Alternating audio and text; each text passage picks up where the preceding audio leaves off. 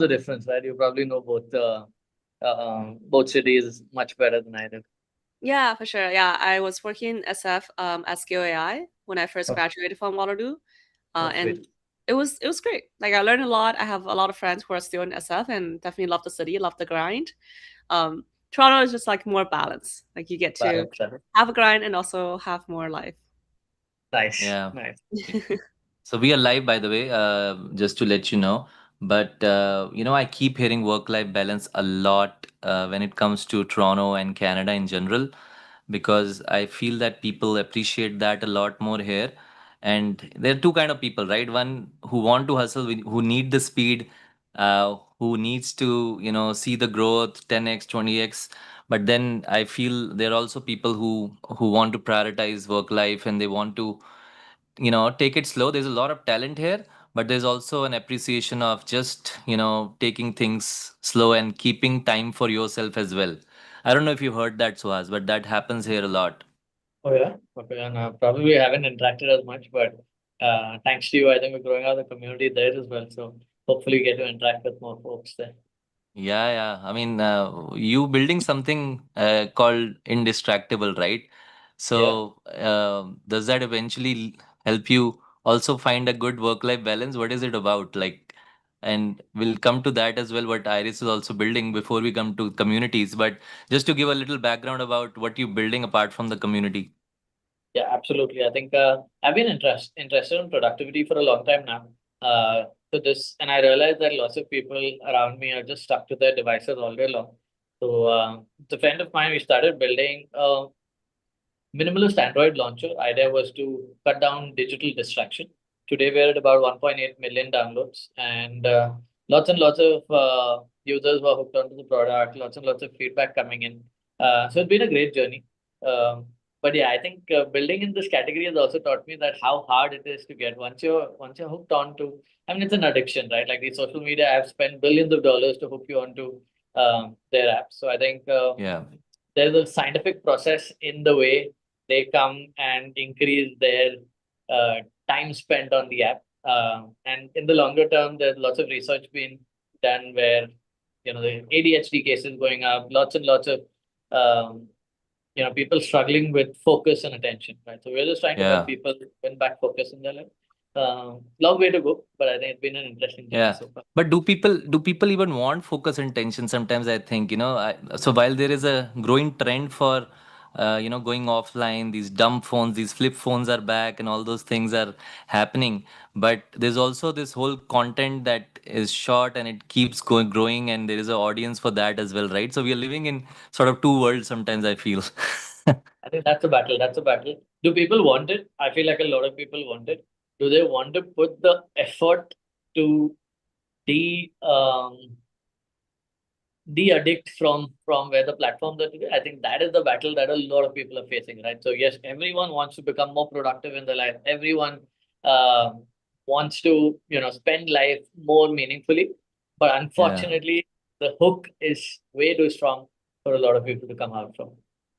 Uh, Iris, what are your thoughts? I don't know if you knew that he's also building, apart from building the community. He wears a lot of hats, but what do you think about, in general, using Instagram and trying to get time off it? While ironically, this podcast we met and we were talking on Instagram, and we're probably gonna do some short content for that too. Yeah. But there's also growing need. You see that for people to like switch off. hmm I think it's important to define your own role in social media. Like, I think of myself as more of a producer in social Hmm. media. Like, I'm on Yeah, Instagram, on LinkedIn, pretty active, but I tend to create more content than I consume content. I feel like as long as we're not passive consumers, I feel like that is a good place to be, that you're keeping a balance of it and yeah. that you're creating value. I Okay. like it. This resonates with me. Even I like creating more than consuming. Yeah. So a lot of people will tell me, my team will, oh, why don't you create this sort of content? It's viral or this kind of meme. Man, I don't even know. I like doing this live stream, like for example, and I like just talking about what I'm doing for the love of it. So I don't want to Mhm. game the system and be on it all the time thinking what algorithm will like, well, what will it not like, how many hashtags to use. All that sucks the creativity out of me also. I mean, so I like what you just said. Yeah, for sure. Like I think that's just why keep creating. exactly. That's also why I started my podcast because I want to be an active creator of content. Hmm. Yeah. So by starting a podcast, I'm able to build content and build community at the same time. Yeah, Very what kind smart. of content is it? I know Suhas also does podcasts, but talk to us a little bit about that. Like, what are you doing with Iris Live? Yeah, it's called Iris Lens, so it's like similar to Yeah. like Iris Lens, like my perspective. Okay. So how I usually interview founders, CEOs, product leaders about how they're using AI. So it's all about AI workflows and use cases, the different models they use, how to save costs on tokens and be more effective in the way that you're building, and the different things that people have built. So we also do demos at the end to Mm. showcase the workflows people have. So the Nice. main goal for the podcast is to help our audience upskill in AI and be able to leverage more AI workflows, understand what people are building, and educate themselves. And then in that process, because all of my live podcast episodes are live in person, so they're not like Oh, online nice. like this. We have a Yeah. live audience of like 30 to 50 people coming in listening. So every podcast episode is like a live event, and Oh, we record lovely. it and then upload it online after. So that's the goal, is to build community and scale content at the same time. And How do you like that? I actually was speaking to someone that as we grow this online, maybe we should do some episodes offline. We get people in and try to Yeah, do live stream with different, people in different chapters and different areas. And just like for people in that room, also, there's so much value, right? The conversation you're having. that's true. exactly. Yeah, you get to network, meet people, discuss Yeah. content on the podcast. Yeah. Oh, yeah. How's your podcast going, man? I keep seeing those videos too. Is that something you're doing consistently or on and off? Yeah, I think I haven't been consistent. I think the hardest part for me, especially on the content, I think I enjoy community more than content, to be honest. But I think a couple of years back, realized that content and community have to go hand in hand, right? You can do the best job at offline and people talk to you, but content helps you amplify the effort that everyone's putting offline. So I guess again, long way to go in that. I think I've started becoming more active, at least on LinkedIn and Twitter. Not so much on Instagram, but idea is to definitely start a differentiated podcast. I remember Chetan, you used to do this one in the car, so I think I love Yeah. that format. Um, Yeah. I'm still figuring out what the best format Yeah. for this should be. Bro, do it in the car in India. Now I'm here. You use the brand and do it here. I'll be more than happy because that's the So that problem was a I lovely also part. have had. Consistency is such a big problem when creating content, and the reason I'm doing it online also is that every day 1 p.m. I mean now it's my eighth day, so at least I'm finding Nice. that consistency, right? I want to get into the habit of it and then figure out in between how I want to do offline in the car. I mean, the same thing can happen in the car as well. Maybe not live stream, but at least we can record and send it. That's my plan. But yeah, Yeah, the consistency matters more than anything, right? And as you yeah, said, that correlation between content and community, you there's always be there, and now it's even bigger, right? Because community loves content, and you can create a lot of content with the community. It works both ways, right? yeah. So I think they go hand in hand, but that finding that balance is it's all about that, right? Like how much time to give where. Iris, any thoughts on how you trying to find consistency and how that's been a challenge in creating content? If that Maybe Yeah, was if it ever a was like, challenge. yeah, it's definitely a challenge. I feel like consistency is always really hard, especially Yeah, when every one of my episode requires a full planning event with the venue, align with the speaker to meet up, promote to like audience, get people to come. Like the whole operation takes a lot of work. So yeah. that means it's just I can't do it every week. I right now I'm What doing that. frequency? What Uh, frequency do you generally try to do? I'm doing it to two to like 1 to 2 times a month. Month. That's not too Yeah. bad. Still, yeah, lots of effort in that as well. I mean, Yeah. see, she's doing product plus event together, right? Like, so Correct. podcast plus event Concept. together. And then and then obviously it's hard, right? Like you're planning two things together, but Yeah. kudos to you. I think definitely this is the future. In fact, I follow this stand-up comedian in India, Samir Raina, very famous, right, in India. He's been now doing these watch parties and kind of bringing people. So he does this episodes as well. He keeps taking them out, but also now he's doing watch parties, and because that's the way to build community, right? Like keep doing it on and off. So it's a great way to do the hybrid thing together. More work, but hey, anything good won't come out of like some smart work, right? Yeah. That's true.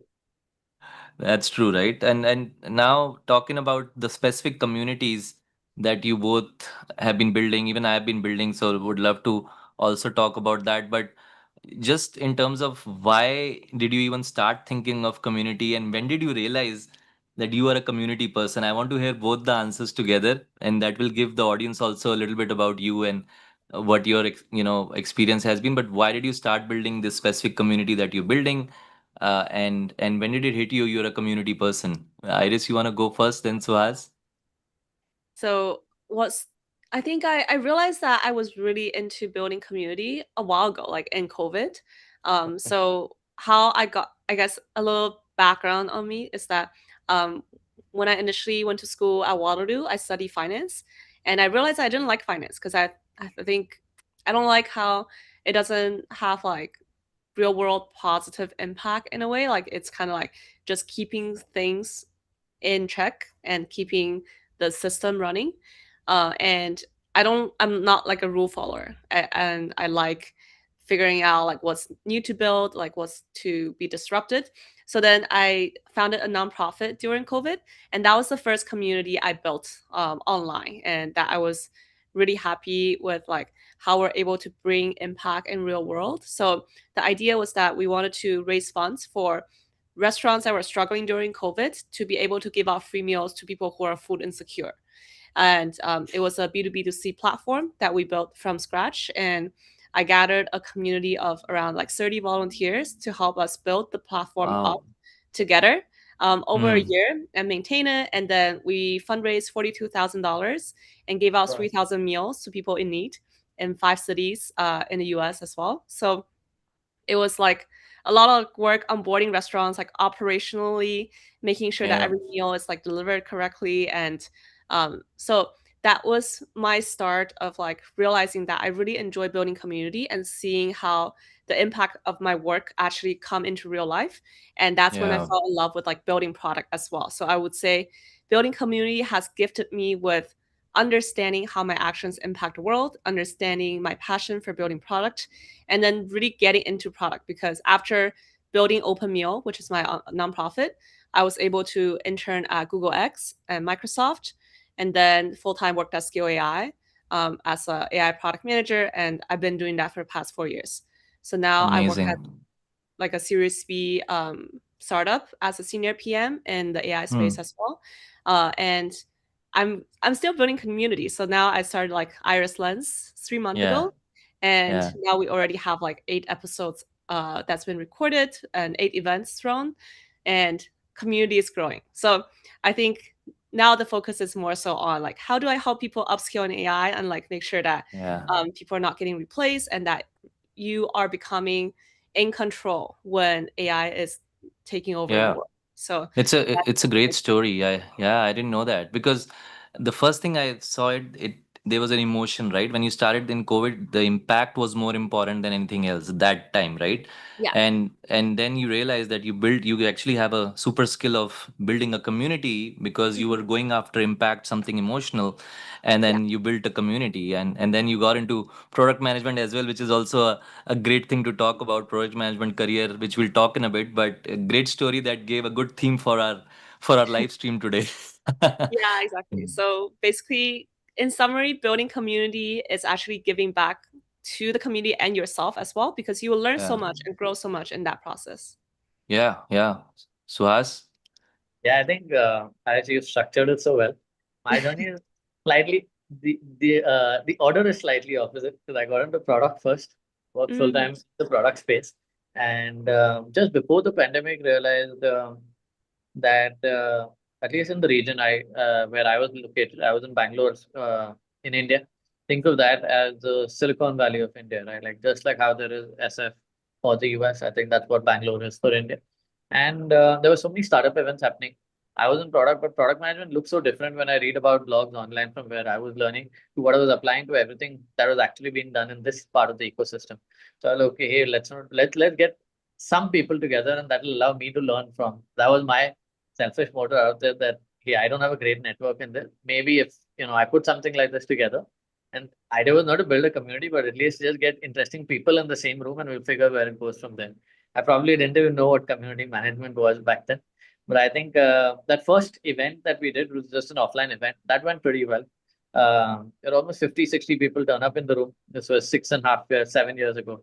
And I think that gave us a huge motivation that, okay, it's not just us, there are lots more people in the same boat.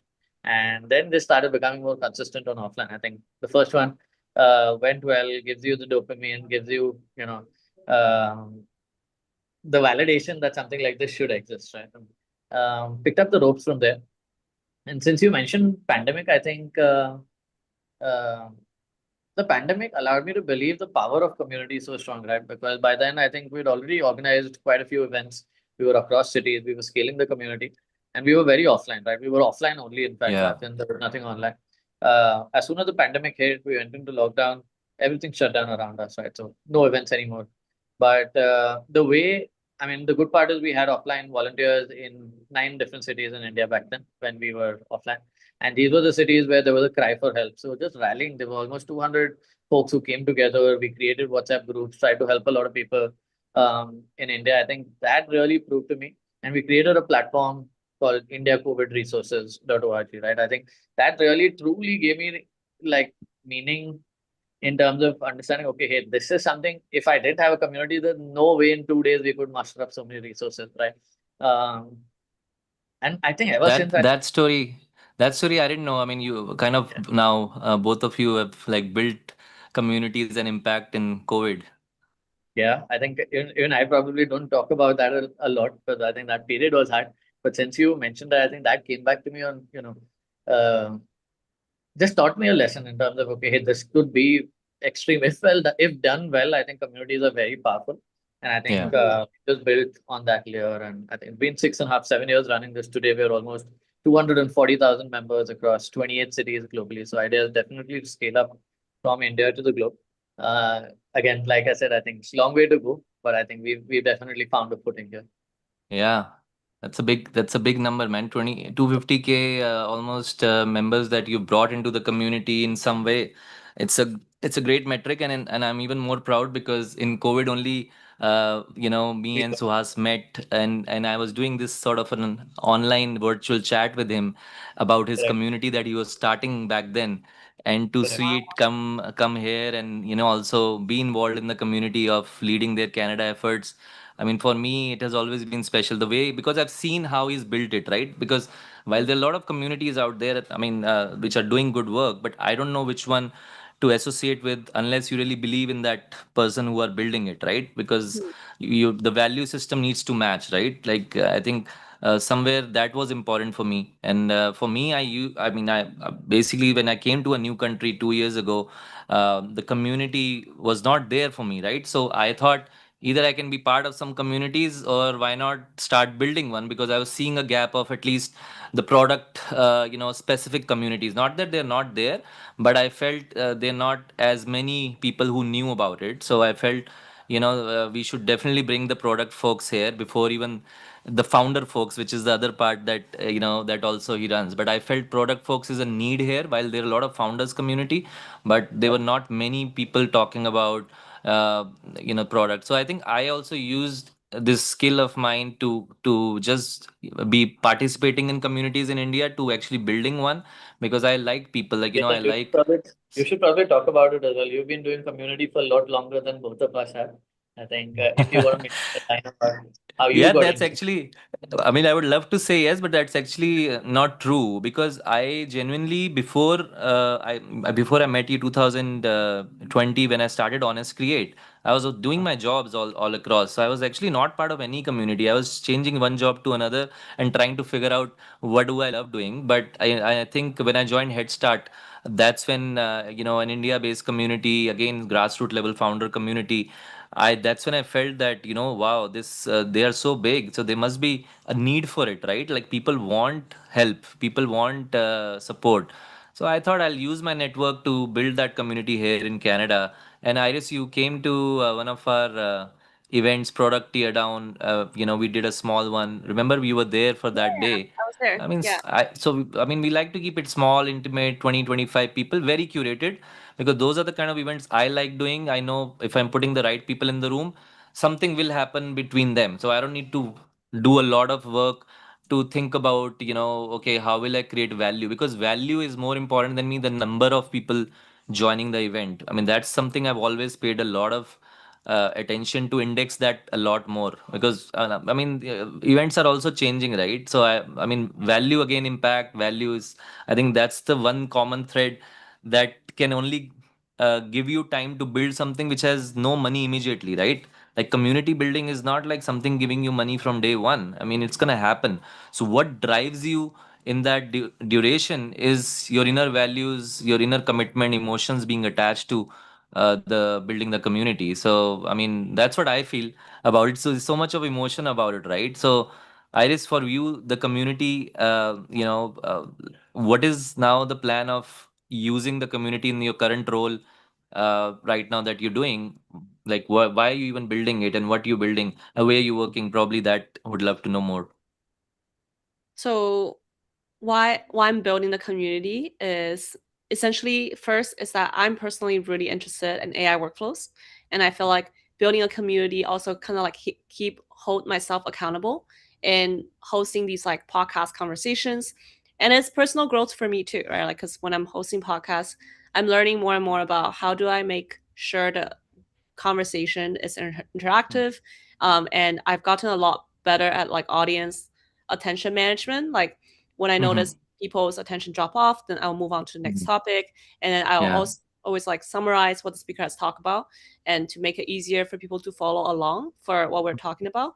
So I think I've been definitely like, yeah, my personal growth is one area, but also for the community members, my hope is that people who follow us and listen to our podcast is actually able to apply the workflows that our speaker have mentioned into their daily life, make themselves more productive, and also be more AI enabled in this Yeah. day and age. So I Yeah, think there's I never think a better time. I mean, so yeah, so you were building a community which actually will serve something that is needed right now, right? Because a lot yeah. of people are right now gonna struggle. So it's sort of more, I would say, technically focused, like for skill set focus. I would say that type Yeah, of community, because for that sure. can have an immediate impact. What are the numbers you're chasing in like 6 months, or what is the main KPI for you, like in terms of now building this? Main KPI, I think I will look at how many people have listened to our podcast and come to our event.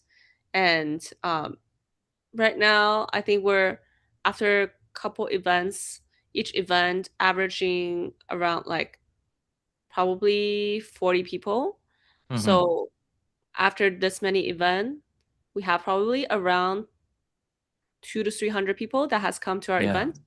Yeah. So I think hoping to expand that impact and with Yeah. the more event we host, and then with Yeah. online presence as well, like having aiming for like probably like thousands of people listening to our podcast. Oh, yeah. That's we have a common KPI then. Suhas, what about you? To be honest, I think now that the community is grown, I'm going again like the opposite direction. I think it's just a stage at which we are. Uh, Yeah, you're actually at a different stage, right? Different scale altogether with 250K yeah. members, 30 plus chapters. I mean, now what's next for you? What is the next like 6 months goal?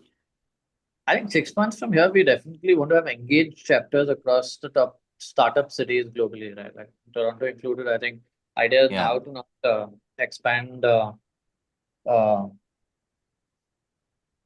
the long tail is important, right? I'm not saying I Yeah. think there is a sweet balance, but I think want to now start focusing more on curation of these events.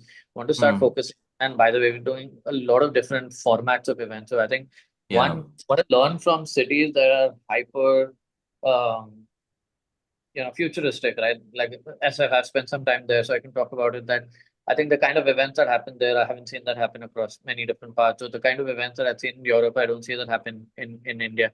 So I think for me, Yeah. that is one. How do we help bridge these corridors, right? So if you ask me in six Yeah. months from now, at least SF Bangalore or Berlin Bangalore, Berlin Bay Area, right? Mm. That tri-city corridor is something that we definitely want to build. Second, I think I spoke about this earlier that the lines between product and design are blurring. So I think there's an opportunity to help a lot of people upskill in the AI world, help Mhm. them get a lot more prepared, whether they want to go the career direction or whether they want to start their own company. I think we want to have ample resources and launch pads for each one going in that direction. So I think these are two main things for us, that top Mhm. 30 startup cities, engaged format, and third one would be have launch pads for regardless of which path you're going, can we have enough resources and launch pads for you for both tracks? Wow. So at that scale, like you need money. Like how do you even do all this, right? Without money and so because I mean we are at a different scale. This is a different scale altogether. For Iris, maybe money is needed to, get the shoot done, get people in, some food, etc. That's limited, still workable. But at your scale, how do you like bring in the money? At what stage the community has to start also creating money, right? To sustain. Correct, correct, correct. Yeah, I think for us, I think challenges early on completely resonate with all what we spoke about. But today, I think good part is I think we're largely sponsorship driven. So we have a lot of partners right now. Mm-hmm. With we work on multiple different initiatives, both offline and online. Right. So I think can we do more? Yes. Do we need Mm-hmm. more? Yes, always yes. Yeah. But I think we're in a good position right now where we're able to at least sustain the community. I'd say I think that's step one. I think step two is Yeah. now to create a pool which allows us to Mm-hmm. expand. I think Yeah. sponsor driven is number one. Uh, this year we're trying to focus on other verticals that can help us generate revenue channels and reduce dependency on Mm-hmm. sponsorship. Right. I think we're also pretty cognizant of the fact that hey, markets can change anytime, and we need to be well prepared in case the AI bubble Yeah. bursts. Like both ways, we're Eh, also planning oh, other yeah. channels. Yeah. AI bubble keeps bursting in now every few times, right? Like from the time when this industry is dead, this job is dead, and now we are back to, you know, like nothing is dead. Just use AI to do better in your life, right? So how the narrative has changed is also kind of interesting, right? It is, it is. That's true. How is Yeah. it for you guys? As in, how do you guys run your ops right now? Do you guys have sponsors early on? Do you guys charge members? How are you all thinking about it? Maybe Iris, if you want to share, and then Chetan, how are you thinking about it?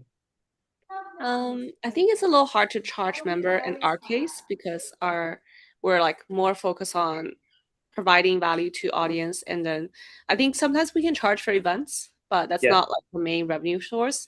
I think the main, like if we were thinking about monetization, probably more so on a sponsorship front. So yeah, like getting sponsors on a podcast on event level, I think that's Mm-hmm. got it. doable. Got it. But right now you're self-sustaining right now. At what point do you start thinking about? I think once you start getting more traction, at some point you can take that and then pitch it to sponsors, right? Yeah, no, that's true. I think I should start pitching for sponsorship and getting people on board. Yeah. Yeah. All So the best. that Excited for you. I'm Thank you. saying thank you, Suhas, for such a smooth sort of segue into the pitching part because obviously you guys are here because I'm gonna talk pitching, right?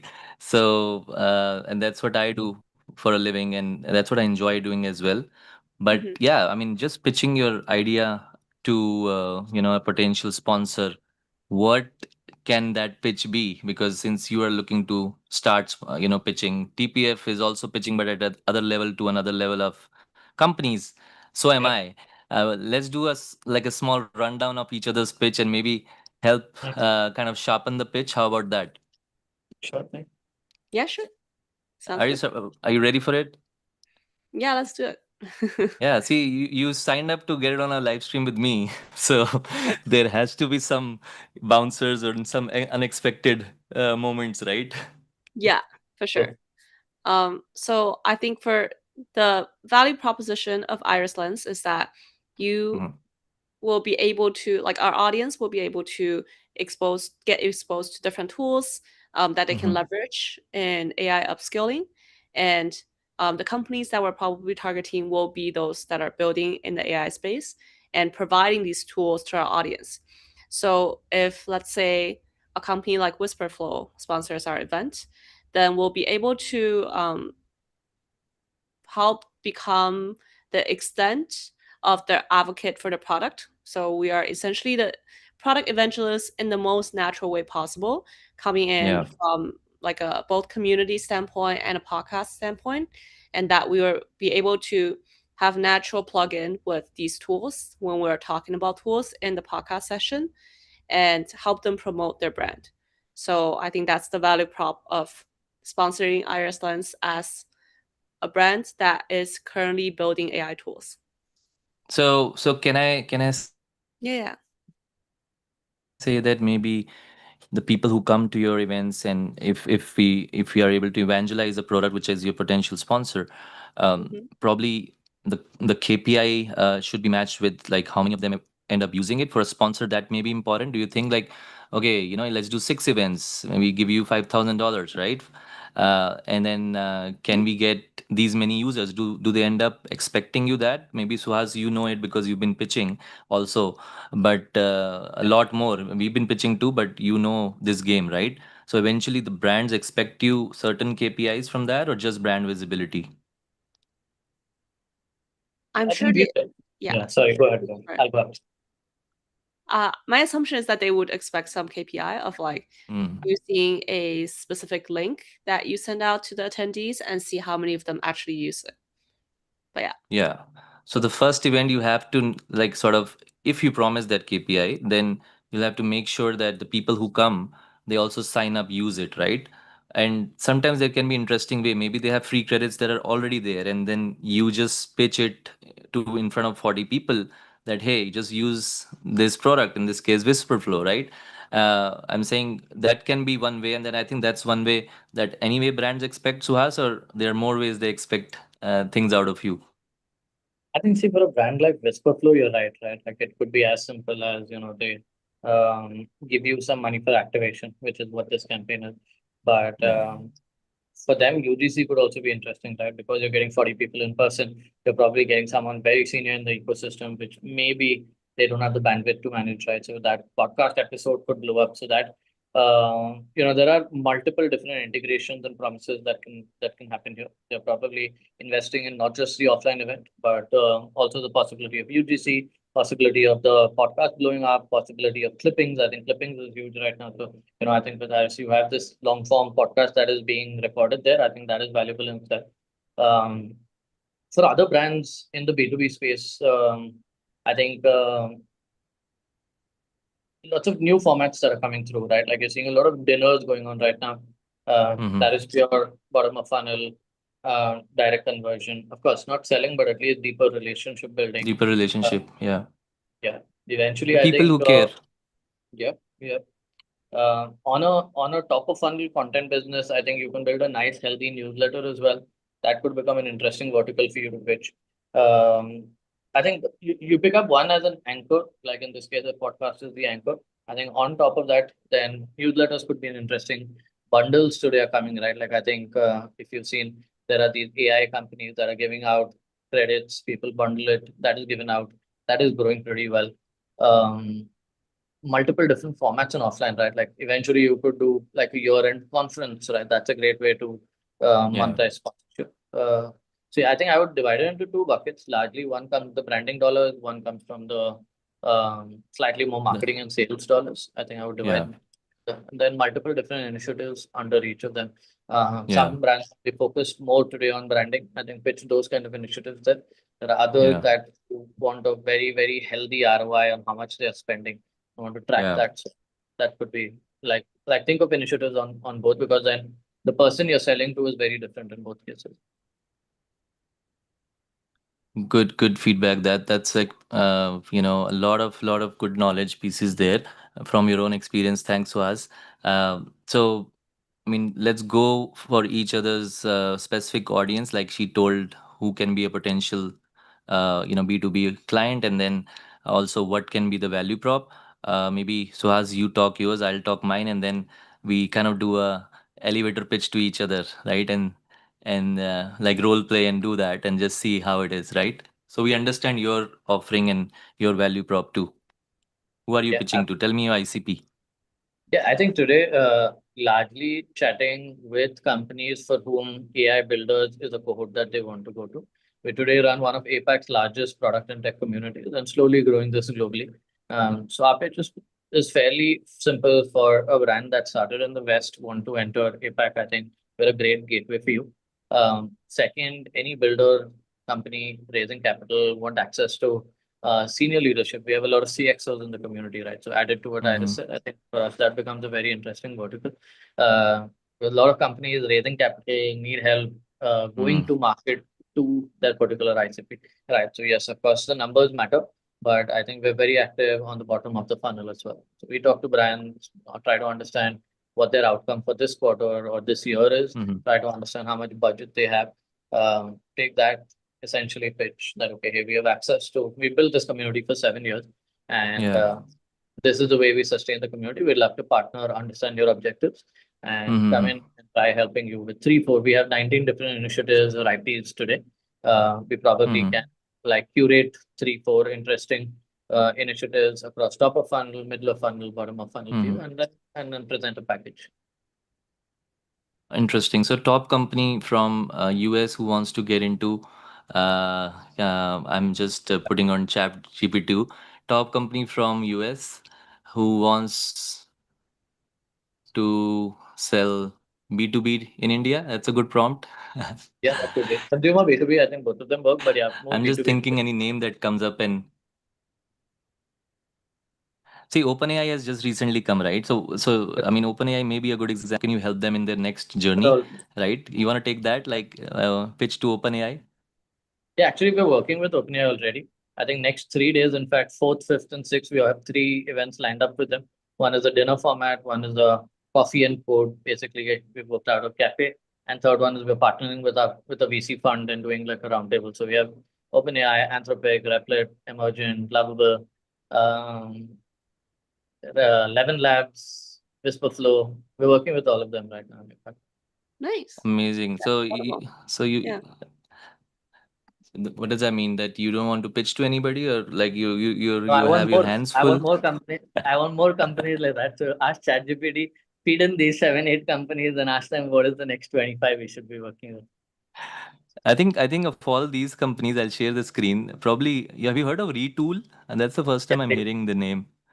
Sid is a So good friend. If he's listening to this, he's based in New York, but yeah, okay, unfortunately, I haven't been able to work with them yet.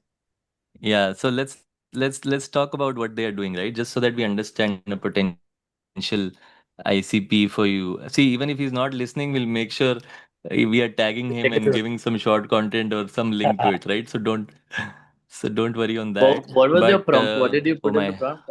Yeah, Anthropic, it was a OpenAI, very we're doing. lame prompt, to be honest. I actually put in a very lame prompt that top company for US who wants to sell B2B in India.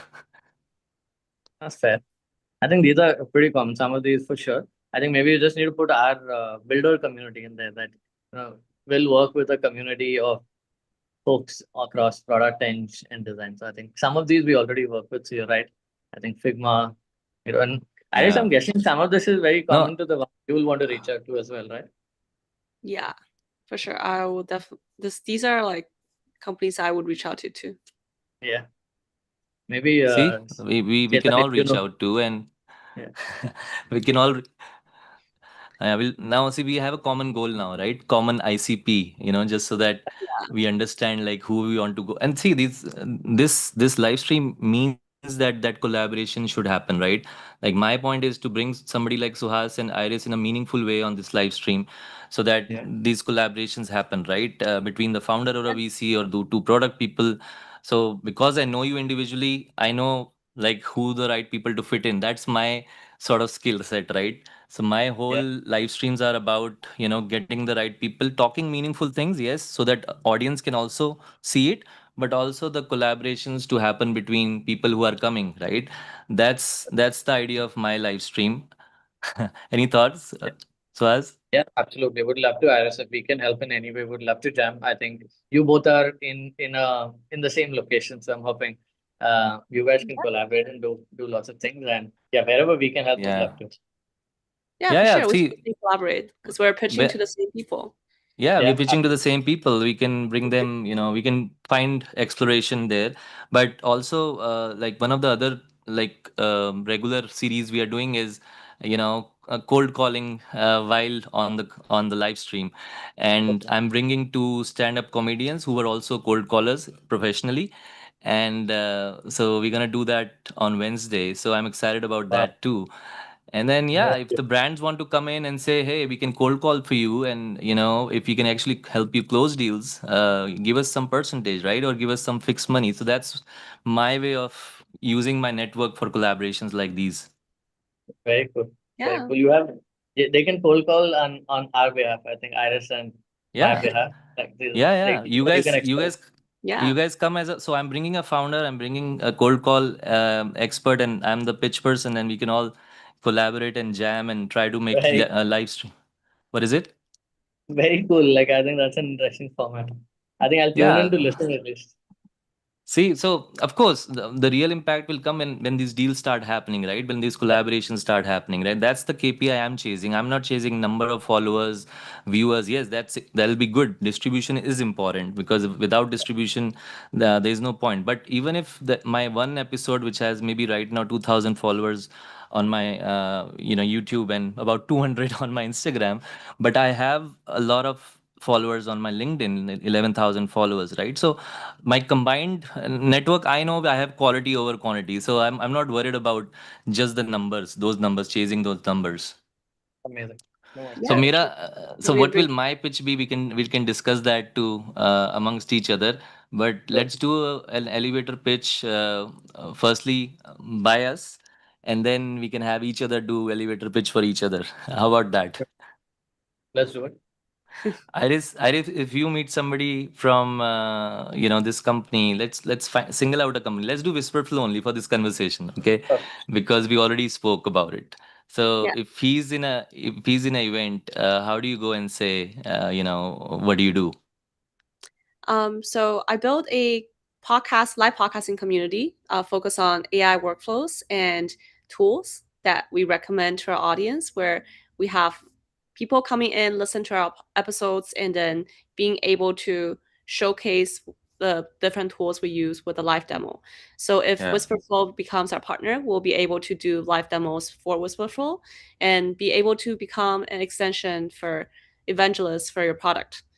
So that's why you should yeah, sponsor us. And we have reach of thousands of people on our podcast and in yeah, our in-person event. yeah. And yeah, I would add one thing though, if yeah, I may, right? yeah, I want to say something exciting, like like you must be doing a lot of events. First, I need to understand. But then, have you considered an event which is also a podcast? That's the future, and that's what I'm building. I'm probably the only one to build that in Toronto. Something like that, that's to true. excite and have the conversation going, because that's when, like, oh, interesting, tell me now more. And then in the rest of it, I think you already know, but I would add that. I mean, that's the exciting part. Yeah. you Okay. know Give an exposure to your people with the right setting. So as any thoughts? I think I agree. I think yours is a great hook, and Iris, I think I loved your elevator pitch. I think very succinct and like if you had 30 seconds, I think that's a great pitch. If I were to add anything, it would just be like maybe ask an intro to host Tanera. Like I think he's very eloquent. So if you can build a relationship in that, I think I would go one step ahead and maybe request to host Tanera on Yeah, your podcast. yeah. That'll Yeah, to be, host them. make it specific. Yeah. Or maybe if he's visiting Toronto sometime, right? Like just get a foot in the door because I think that would be a nice bump up in your podcast journey as well. Yeah, for sure. And that's what we should do. I mean, that's can we can, because I think, so as you have access to him, and our chapter is here anyway, we can probably do some collaboration and talk about this whole thing, right? I mean, things can happen. I think it's not that difficult. Sometimes you need access, and then Yes. the pitch is usually good, right? You've been doing building community. I think your pitch will reflect anyway because you are building it for the right reasons. When people have the right reasons to build something, I think the pitch will never fail. I mean, it will eventually come out, like what you're building, right? So So yours is would be an easy one because you have conviction. So as what is your pitch right now? Like, to somebody like Root. What was the company? Root. Um, Retool. Retool. Retool.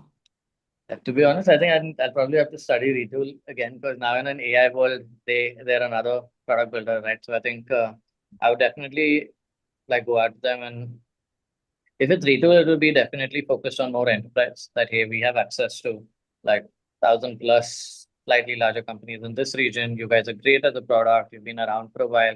You probably have an amazing set of partners in North America, across Europe. But we're fairly large in a market maybe where you aren't very popular yet. So in case this is a market you're looking, we'd love to jump. Second, in the markets you already are, if there is long tail that we can support, because we are Mm-hmm. pretty active across the globe. That's where I think we'd love to come and understand the problem statements and be like, okay, hey, we'd love to Yeah. figure a way to take your product to our community. Cool, cool. That's again a good elevator pitch, but where the hook is, for me, because I know TPF so much, firstly, Yeah, I would sell only one thing because I would say, hey, if you're a developer tool, the most engineers in the world or concentrated engineer in the world is in India, and mhm. my community gives you the access to that community. I mean, that's what I would say just to start the conversation, right? That's brilliant. Uh, does that make sense? That's a good one. Yeah, yeah, yeah. Yeah, That's yeah. that's a great hook line. Yeah, so I'll practice that here now, and you practice it there. I will do that. I will do that. I just Yeah. And any we'll feedback. What is your first thought?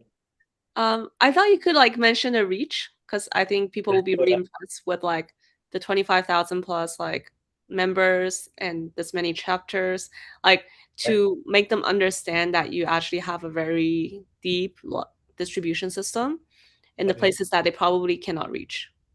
That's a good point. Actually, you should mention some of those numbers. I think I overlooked that since I mentioned it earlier on the pod, but I should have started with that, I guess. Yeah, for yeah, sure. she definitely is more about the numbers too. The drop some stats, right? As a And product manager, you need to know your numbers. Yeah. yeah, know your numbers, man. Yeah, I know. I think that's a good one also to see. The pitch will never be perfect, right? You'll use something in some scenario with someone, you'll use something in some scenario with someone, but after a while, these 4 5 things work for me, and Yeah, I'm gonna keep dropping it as I talk to more people, right? It always evolves. that's true. So you just need to know all the exciting parts, and the more you pitch, I think those exciting parts keeps coming together, and then it flows so naturally, after a while. That's true. Just about the reps, right? So for me, my product is, of course, the live stream here, and I've told you the concept of why I'm doing this. But the main value prop, again, for anybody, let's take about the cold calling concept because that has immediate value prop of, getting more business, right? So yeah, I Yeah, mean, I mean, if I meet someone, so that the 2 3 things I would like to say, and then I'll probably say it in sentences. One is, again, it's the most unique way of getting leads and creating content together, right? Like, you're actually getting business by just participating in a podcast. If I tell you that come to my podcast and that can generate $50,000 sales for you, would you do that? absolutely. Right? Yeah, Nothing else is required for me, right? If I just go and say that. But I need to also prove it. So maybe I hook them on, and then I'm like, okay, this is how we're gonna do it. I'm gonna bring a cold calling specialist. I'm gonna bring, someone like you, a founder. We're gonna get your database sorted. So there can be a partner who just provides database, right? Apollo can be a potential partner here, right?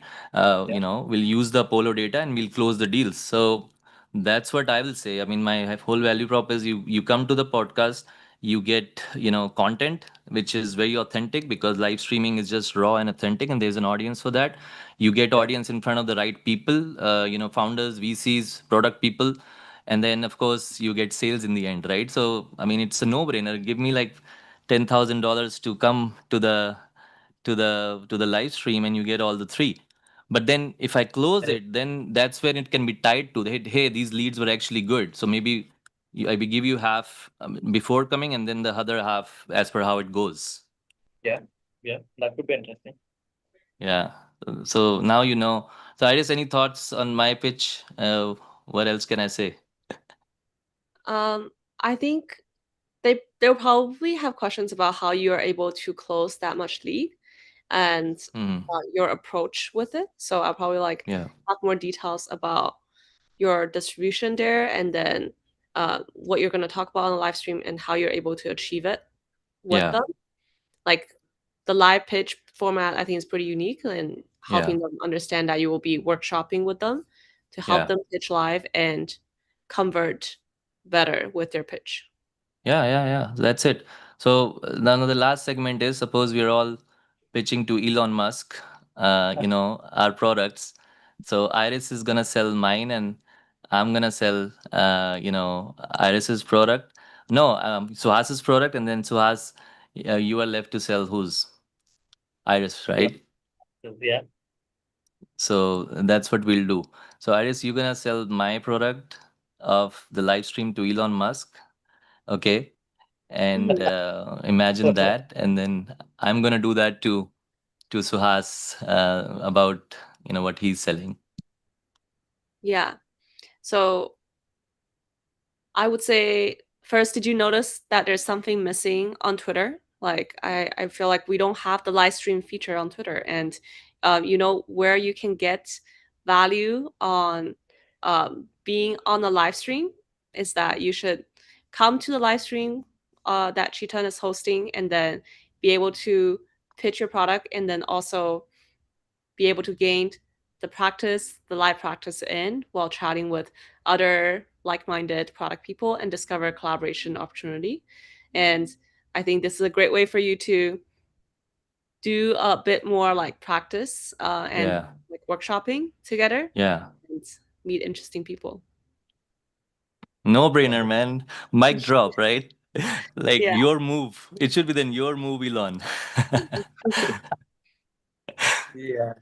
That So is so that's cool. thoughts on that, right? Hmm. Yeah, I think just for you to think of all of that on the go, right? I never thought like live streaming and Twitter could go hand in hand. But I think they tried it at one point, but I know right now it's not there, right? Like, so that could be a great segue for you to get in. I was trying to think. Yeah. Yeah, that is a great answer, I think. Because I was actually thinking, way to live stream. Right now, it's YouTube is more natural because Instagram is, I feel, may not be good for long form. So it's YouTube, right? But somebody said, why not Twitter? Why not maybe Discord? So anyway, Twitter can be interesting. Very, very good pitch. So maybe now I'm gonna just take this part and post it on Twitter. So as you need to help me sort of repost because I don't have any Twitter followers. Let's So do it. so that's what I'm not good in Twitter. So maybe this gives me a reason to tell him that, Start. hey, I'm not good in Twitter, but Elon, I'm gonna try it. Let's see what it is. Your move, right? So Let's do it. something like that. Yeah, this is And interesting. This is interesting. yeah. So Suhas, your pitch is basically, I already said it, right? Hey, Elon, you hiring all the Indian engineers. Why not you go and get in front of them where they are building it, and you get all the brilliant people at the right time, right? And you have a real impact on one of the largest economy of the world, and the talent that comes out. You have a opportunity to own a generation of brilliant people. So come and do our events, man, at TPF. That is sick. Yeah, I think yeah, if we get a response on that, nothing like it. But yeah, it's a pretty interesting market for him to come out and tackle. Yeah, The that good that part is, I I just think, feel, yeah, No, that makes sense. I felt like you're essentially just like spreading the reach of hiring. yeah. Makes sense. Yeah, hiring maybe I thought it on the fly, but hiring maybe there'll be a better KPI. But I'm saying there's a huge audience that you can cater to, and not just India, by the way, APAC, right? Like how many countries you're in right now, yeah, we're Suhas? across, Thailand, we're across Singapore, we're across some cities in Australia, Southeast Asia, Yeah, sorry. We're across multiple yeah, cities, across multiple cities in the US. yeah, yeah, yeah. So I think that may be interesting. Now, what's Suhas your pitch for Iris? For Iris Lens, you already said gave some ideas, but kind of the pitch to Elon. I think to learn, my simplest one would be that we're building out the coolest content platform in this part of the world. I know you don't travel to Toronto very often, but we're here to make an exception. I don't mind coming down 5 minutes away across your Tesla office or XAI office, and I just want 5, 10 minutes of yours. We're going to bring back the tweet up format, right? Which is essentially I'm going to get 50 of your most closest followers, and I'm going to host you on a live podcast. I don't want more than 15 minutes of yours. But we're going to make tweet ups hot again. That would be my pitch. Meetups. That's I mean, it's sick. called X now, but it was called Twitter back then. Yeah. Which is people who met on Twitter come back in person. This used to be in 2012. Like it's been 14 years to that concept. Not very Oh. hot anymore. Probably giving away how old I am. But yeah, that was a fun format. I think I love that part about Twitter. I wasn't active on Twitter back then, but I think people in our community talk very, very nicely about it. I About think that. today it's very performative. I feel like Twitter is more people trying to come uh, create content for others. It's been monetized in different ways. So I think bring back the real engagement on Twitter. You know, one of the things I heard recently that he's big on having people to come and create content on Twitter, and he's really Yeah, paying people fairly and really that's, fast, and with even small following. That's what I've heard from someone that that's true. he's really big on content creation anyway. So even I was thinking about my live stream to start doing Twitter more because I It felt, is. it can be interesting for format for him also to consider his team, whatever. Not Elon personally, but I mean for his team. But Iris, how was that angle? No, that was really interesting. I really like it. I feel like being able to like bring it back to Twitter, and something that he used to do for people to meet up in person. I like the idea. Yeah, See, I think so now it's it's a up. moonshot, but worth Hey, worth reaching out. everything is Yeah. a moonshot, man. What's wrong with moonshots? We all need those. There's a Moonshot Ventures VC firm, right? So, That's that's true. we need those. But I think at least today, we all got to know each other better and also got to know each other's product now. And I mean, we practice our pitch, so it's a start. How did you like the format, though? Loved it. Thank you so much for hosting us. It was very different from the regular podcast. So I wish you the very best on creating this series. And I was lovely meeting you as well. Yeah. Looking forward to following the journey. For sure. No, lovely meeting you too, Suhas, and happy to stay in touch. Absolutely. Yeah. Well, How was your experience, Iris? I thought it was fun. Yeah, like it was very like free flowing, and then initially we were just talking about community building, and Yeah. I think I always love like meeting other community builders and hear about their Yeah. journey too. So I love that. Yeah. And then practicing the pitch is always a good inspiration. Yeah, yeah, yeah. So I'm glad we got started. So thank you for being open about it, and I somehow I knew these are the right people I can get. So that's the filter I have, right? I know like people will get the vibe and they'll contribute to the vibe. So thanks for contributing to the vibe today, and we're gonna do more of these. It's not just one time. I'm gonna do it every day.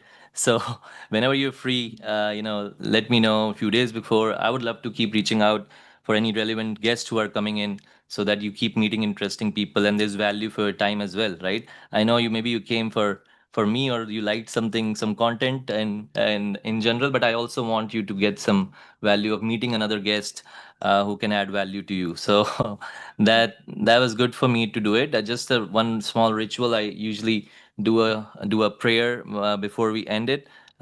Need a couple more minutes, and it's a prayer to the universe that it made it happen today. All three were jamming and we will be liked it, and it just was meant to happen, and thanks for making that happen. And I wish Suhas gets those brands to come and for the APAC market or whatever he wants for the community, and even Iris gets the sponsorship and a lot more episodes in the coming months coming up. And yeah, that's what we want. And even world peace, we all need that prevails. That's it. Amen. Amen. Okay, guys.